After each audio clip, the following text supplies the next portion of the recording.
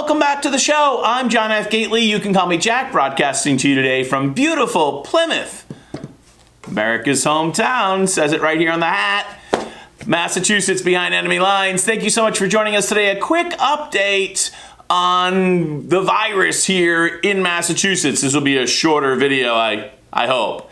So anyways, the big news here in Massachusetts is that Boston and Brookline, which is a town like right next to Boston, vax passports go into effect this Saturday. Now, the big Massachusetts mandate rally is also this Saturday, and it's happening right at the intersection of Boston and Brookline.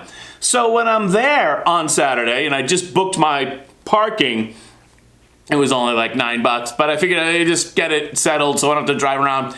I'm going to try to go into some place on Saturday, maybe like Starbucks, supposed to be cold, maybe I'll get a hot chocolate or something, and test, or we'll find out how the whole vax passport thing is and whether I'm going to be able to actually get a hot chocolate. We'll find out. So that is this upcoming Saturday, the 15th. Yesterday's big headline was that Governor Baker ordered a bunch of rapid tests, mostly to assuage the teachers' unions to try to keep them teaching class. There's this huge issue nationwide. You saw that in Chicago. It's also rippling here. Teacher unions are pushing the local officials to authorize remote learning. Governor Baker has refused to go along with that, and he says schools are safe, and so kids are in school wearing masks because the mask mandate for school children has been extended now to the end of February. It was supposed to expire at the end of this week, and now it's going to be it's masks forever. That's the policy, effectively. It's going to be, mark my words, there's going to be masks in public schools to the end of the school year. That's the policy.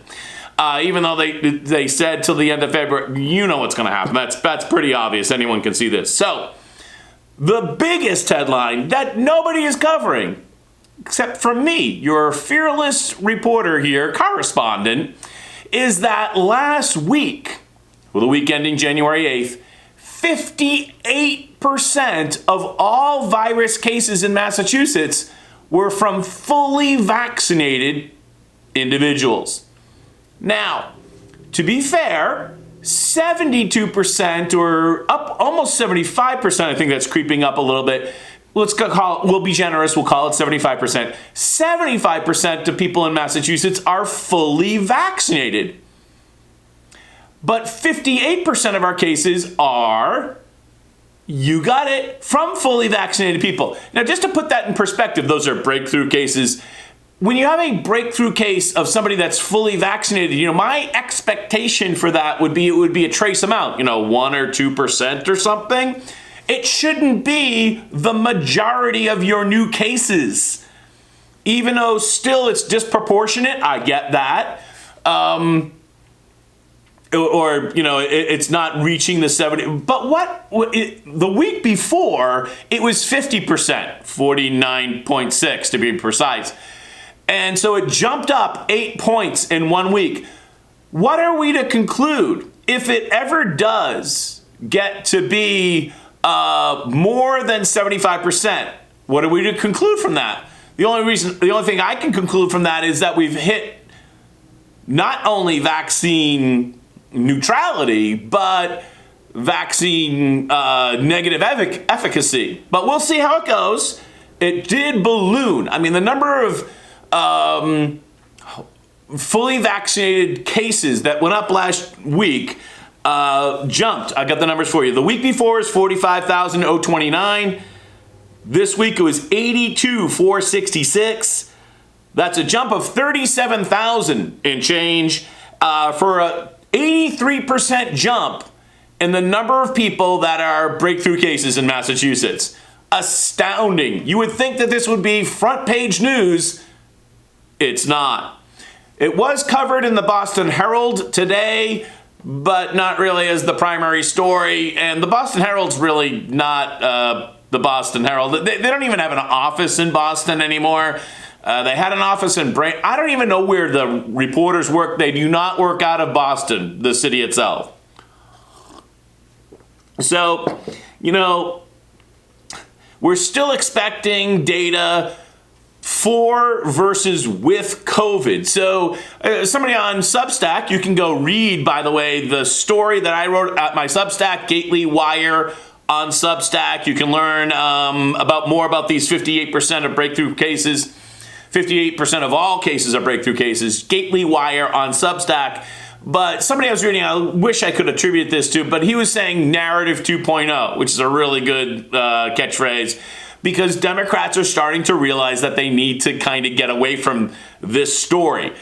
Democrats and rhinos, which of course Charlie Baker is a rhino. He's on his way out. He's not running for re-election, so it's more about kind of preserving his legacy and or his ability to go do something else in the future.